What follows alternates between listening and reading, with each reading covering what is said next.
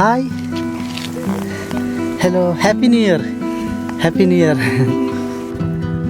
What is this? This is kaki. This sugar? No sugar. No, it's fruit. No sugar. Vietnamese language? No. ആൾക്കാരൊക്കെ ഭയങ്കര friendly ആണ് കേട്ടോ. Okay bye bye.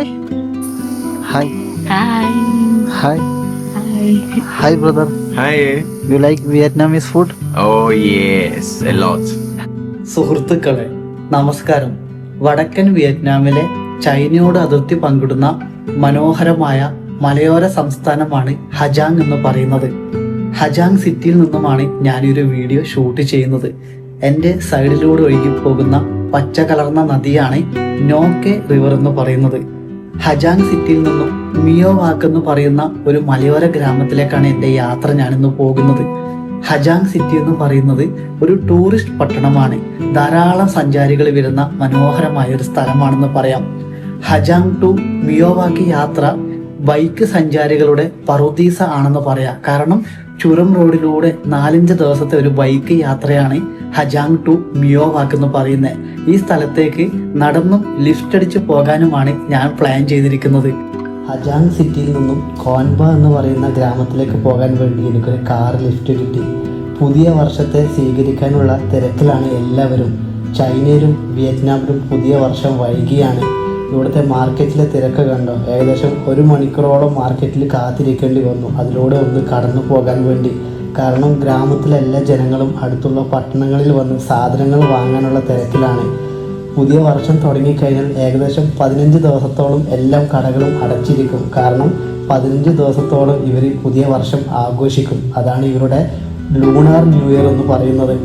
എന്തായാലും ഒരുപാട് സന്തോഷം കേട്ടോ. വ്യത്യസ്തമായ ജീവിതം എനിക്ക് കാണാൻ സാധിച്ചു. കാലാവസ്ഥ വളരെ മോശമായിരുന്നു. കോടമഞ്ഞും മൂടിയ കാലാവസ്ഥയും തണുപ്പും മഴയും ഒക്കെയുള്ളൊരു കാലാവസ്ഥയിലാണ് ഞാൻ മിയോവാക്ക് എന്ന ഗ്രാമത്തിലേക്ക് പോകുന്നത്.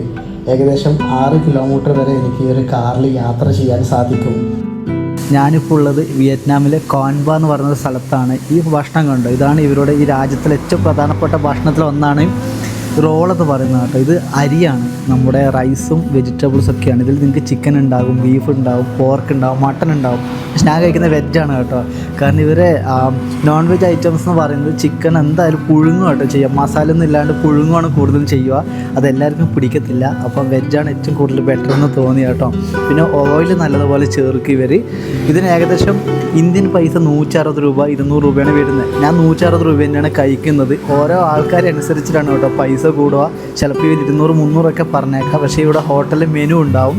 ആ മെനു നോക്കിയിട്ട് മാക്സിമം ഭക്ഷണമൊക്കെ കഴിക്കാൻ നോക്കുക.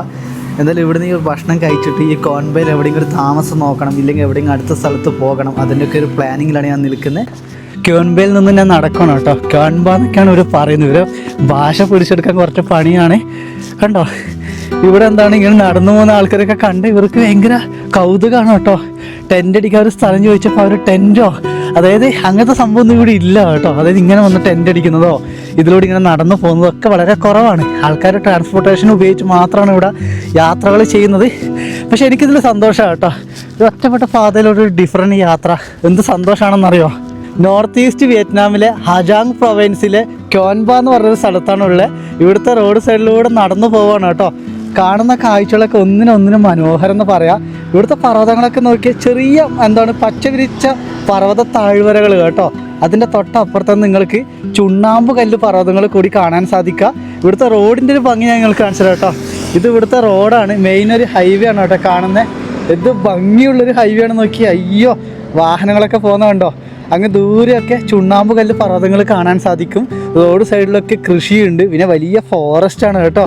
ഇതിലൂടെ ഇങ്ങനെ നടന്ന് യാത്ര ചെയ്യുമ്പോൾ എല്ലാവരും അത്ഭുതത്തോടെ നോക്കുകയാണ്. കാരണം ഇവിടെ വരുന്ന ടൂറിസം എന്ന് പറയുന്നത് വാഹനത്തിൽ കൊണ്ടാക്കുന്നു, ഹോം സ്റ്റേയിൽ താമസിക്കുന്നു, തിരിച്ചു പോകുന്നു. ക്യാമ്പ് ചെയ്യാൻ ഇവിടെ ഒരു സ്ഥലം ചോദിച്ചപ്പോൾ ആൾക്കാർ അങ്ങനെയൊന്നും ഇവിടെ ആരും ചെയ്യാറില്ല, അങ്ങനെ ചെയ്യാൻ പറ്റില്ല എന്നൊക്കെയാണ് പറയുന്നത്. പക്ഷേ ഈ ഭൂമിയിൽ ഒരു രക്ഷയില്ല കേട്ടോ. നല്ല തണുപ്പും മനോഹരമായ സ്ഥലവും നല്ല ആൾക്കാരും. ഞാനിങ്ങനെ പോകുന്നതാണോ വഴിയിൽ പോകുന്ന ആൾക്കാരൊക്കെ എന്നോട് താറ്റ പറയാണ് കേട്ടോ. Hello, hey. ഇവിടെ അടുത്തൊരു ഹോം സ്റ്റേ ഞാൻ ബുക്ക് ചെയ്തിട്ടുണ്ട്. സമയം ഇപ്പോൾ 1 മണിയായി കേട്ടോ. അപ്പോൾ ആ ഹോം സ്റ്റേയിൽ പോയി താമസിക്കണം. Airbnb എന്ന് പറഞ്ഞ സൈറ്റില്ലേ, അത് മുഖേനയാണ് കേട്ടോ ഞാൻ ബുക്ക് ചെയ്യുന്നത്. അതാണ് നമുക്ക് ഇന്ത്യയിലെ ഗൂഗിൾ പേ മുഖേന നമുക്ക് പൈസ അടക്കാൻ സാധിക്കും. ഏകദേശം ഇന്ത്യൻ പൈസ 1000 രൂപയാണ് ഏറ്റവും കുറഞ്ഞ ഹോട്ടലിലൂടെ കിട്ടുക കേട്ടോ. പിന്നെ അങ്ങോട്ടൊക്കെ വരുന്ന 4000-5000 രൂപയൊക്കെ ആയിരിക്കും. പിന്നെ നമുക്ക് ഡോർമെട്രി ഉണ്ട്. ഡോർമെട്രി ആകുമ്പോൾ 500 രൂപ ഇന്ത്യൻ പൈസ കിട്ടും. ഫുഡിനൊക്കെ വേറെ പൈസ കൊടുക്കണം. ഇതാകുമ്പോൾ 1000 രൂപക്കകത്ത് നമുക്ക് ബ്രേക്ക്ഫാസ്റ്റ് കാര്യങ്ങളൊക്കെ കിട്ടും കേട്ടോ. എന്തായാലും നോക്കാം.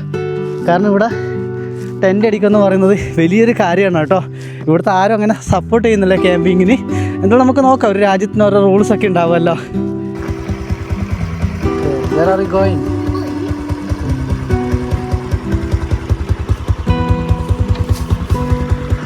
How are you? ഗ്രാമത്തിലെ ആൾക്കാരാണ് കേട്ടോ. Okay, bye bye. ഇവിടുത്തെ പ്രധാന വണ്ടിയാണ് അത് ഈ കാണുന്ന ബൈക്ക്. അതിൻ്റെ ബാക്കിൽ കണ്ട് ഇവർ സാധനങ്ങൾ കെട്ടിക്കൊണ്ട് പോകുന്ന.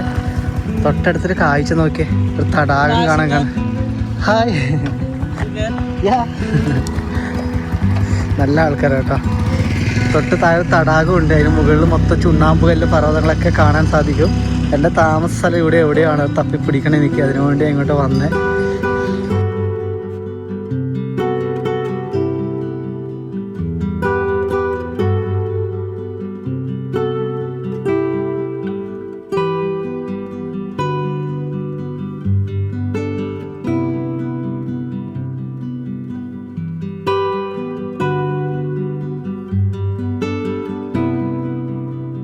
ഗ്രാമത്തിലൂടെ നടന്നു പോകുമ്പോൾ കാണുന്നതാണ് കേട്ടോ. ഇത് റോസ് കൾട്ടിവേഷനാണ്. അതായത് റോസാപ്പൂക്കളൊക്കെ ഇവിടെ ഭയങ്കര പ്രധാനപ്പെട്ട ഒന്നാണ് കേട്ടോ. ആ റോസാപ്പൂവിൻ്റെ പ്ലാന്റേഷനാണ് ഈ കാണുന്നത്. എത്ര ഏക്കർ കണക്കിനുണ്ട് കേട്ടോ. അതിനിടയിൽ നിന്ന് വെജിറ്റബിൾസൊക്കെ ഇവിടെ നട്ടുപിടിപ്പിച്ചിട്ടുണ്ട്. എന്നാലും ഒരുപാട് രസമുണ്ട് കേട്ടോ.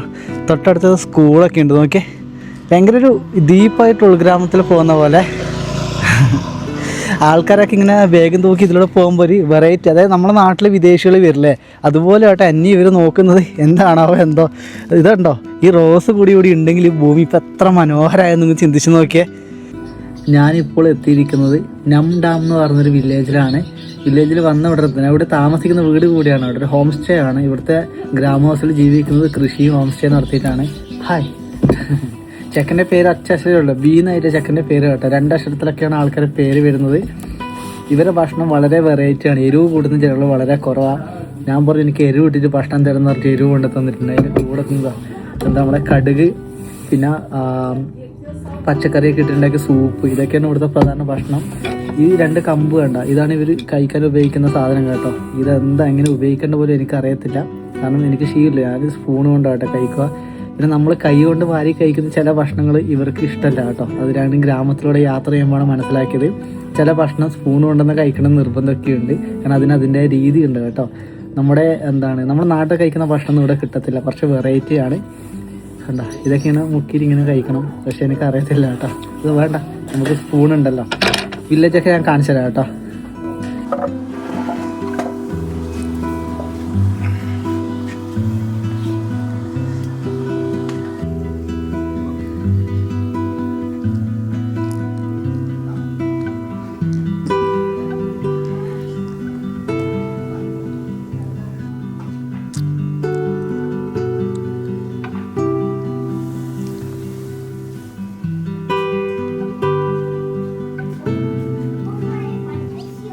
നാം ഡാം വില്ലേജിൽ നിന്ന് ഭക്ഷണമൊക്കെ കഴിച്ച് ഞാനിപ്പോൾ എൻ്റെ റൂമിലാകട്ടെ ഉള്ളത്. റൂമിൻ്റെ ചുമരൊക്കെ കണ്ടോ, വളരെ വ്യത്യസ്തമുള്ള ചുമരുകളാണ്. അതായത് ഈ ഗ്രാമത്തിലെ വീടുകൾ മുഴുവനും മണ്ണും മരവും കൊണ്ട് നിർമ്മിച്ചതാണ് കേട്ടോ. വീടിൻ്റെ ചുമരുകളും ആയാലും മൊത്തം മണ്ണാണ്. പഴയ കളിമണ്ണുകളൊക്കെ ഉപയോഗിച്ച് മരം കൊണ്ട് നിർമ്മിച്ച വീടുകളാണ് ഇവിടെയുള്ളത്. നാം ഡാം വില്ലേജ് എവിടെയുള്ളതെന്ന് ഞാൻ പറഞ്ഞുതരാം. വടക്കൻ വിയറ്റ്നാമിലെ ഹാജിയാങ് എന്ന് പറഞ്ഞ പ്രദേശമുണ്ട്. ഹാജിയാങ് എന്നാണ് ഗൂഗിളിൽ കാണുക. പക്ഷേ ഇവിടുത്തെ ആൾക്കാർ പറയുന്നത് അജാങ്, അസാങ് ഇങ്ങനെയൊക്കെയാണ് കേട്ടോ പറയുക. കാരണം അവരെ ഭാഷാ ശൈലി അങ്ങനെയാണ്. ഹജാൻ പ്രവേശയിലെ ക്യോൻബ എന്ന് പറഞ്ഞൊരു ജില്ലയുണ്ട്. ആ ജില്ലയിലെ ഒരു പരമ്പരാഗത ഗ്രാമമാണ് നമ്മുടെ ഈ നാം ഡാം എന്ന് പറയുന്നത്. ഈ ഗ്രാമത്തിലെ ആൾക്കാരുടെ പ്രധാനപ്പെട്ട ഉപജീവന മാർഗം എന്ന് പറയുന്നത് കൃഷിയും കന്നുകാലി വളർത്തലും മാത്രമാണ്. അതിൻ്റെ കൂടെ ഇവിടെ ഹോം സ്റ്റേകൾ നിർമ്മിച്ചിട്ടുണ്ട്. പഴയ രീതിയിലുള്ള മണ്ണുകൊണ്ട് നിർമ്മിച്ചിട്ടുള്ള ഹോം സ്റ്റേകൾ സഞ്ചാരികളെ ഇങ്ങോട്ട് കൊണ്ടുവരികയും ഈ ഗ്രാമം മുഴുവൻ കാണിച്ചു കൊടുക്കുകയും ഒക്കെ ചെയ്യലാണ് ഇവിടുത്തെ ജനങ്ങളുടെ പ്രധാനപ്പെട്ട ജീവിതം എന്ന് പറയുന്നത്. ഒരുപാട് സന്തോഷം നൽകുന്ന ഒരു സ്ഥലമാണ് കേട്ടോ. ഹാജാങ് ലൂപ്പ് എന്ന് പറഞ്ഞൊരു സ്ഥലമുണ്ട്. ഒരു വലിയൊരു മലയോര ഹൈവേ ആണ്. ആ യാത്രയിൽ സഞ്ചാരികൾ ഡയറക്റ്റ് അങ്ങോട്ട് പോകുന്നവരുണ്ട്. ഇവിടെ നിന്ന് പോവുകയാണെങ്കിൽ നിങ്ങൾക്ക് ഓരോ ഗ്രാമങ്ങൾ എക്സ്പ്ലോർ ചെയ്ത് പോകാൻ സാധിക്കും കേട്ടോ. ഇവിടെ നിന്ന് ഉണ്ടാക്കുന്ന വസ്ത്രങ്ങൾ, ഇവരുടെ വ്യത്യസ്തമായ ഭക്ഷണങ്ങൾ ഒക്കെ നമ്മൾക്ക് മനസ്സിലാക്കാൻ സാധിക്കുന്നത് ഗ്രാമങ്ങളിലൂടെ യാത്ര ചെയ്യുമ്പോഴാണ്.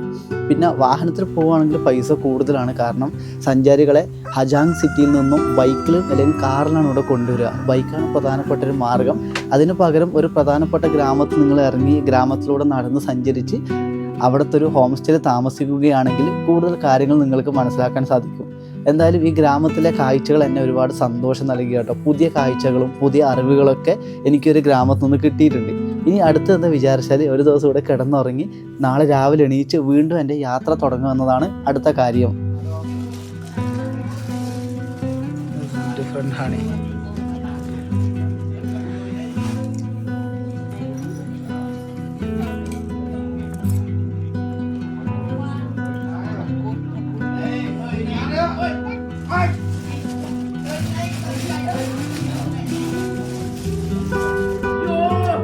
ഇവിടുന്ന് എല്ലാവരും കരിമ്പ് കഴിക്കുന്നുണ്ട്. എനിക്ക് ആവശ്യമുണ്ട് ഇവിടെ കരിമ്പ്. ഇതിന് മുകളിൽ കണ്ടു ഇവിടുത്തെ ലോക്കൽ തേന ഒഴിച്ചതാണ്.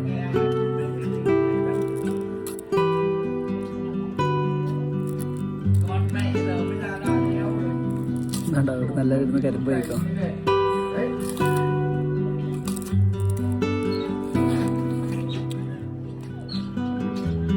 ഞാൻ താമസിക്കുന്ന റൂമിൻ്റെ അകംഭാഗമാണ്. നല്ല പഴക്കമുള്ള വീടുകളാണ്. പക്ഷെ ഭയങ്കര തണുപ്പാണ് ഈ മൺകട്ടകൾക്ക്. മൊത്തം വിണ്ട് കയറിയിട്ട് കണ്ടോ. വിണ്ട് കയറിയ സ്ഥലങ്ങളൊക്കെ ഇവർ സിമെൻറ്റ് കൊണ്ട് അഡ്ജസ്റ്റ് ചെയ്തിട്ടുണ്ട്.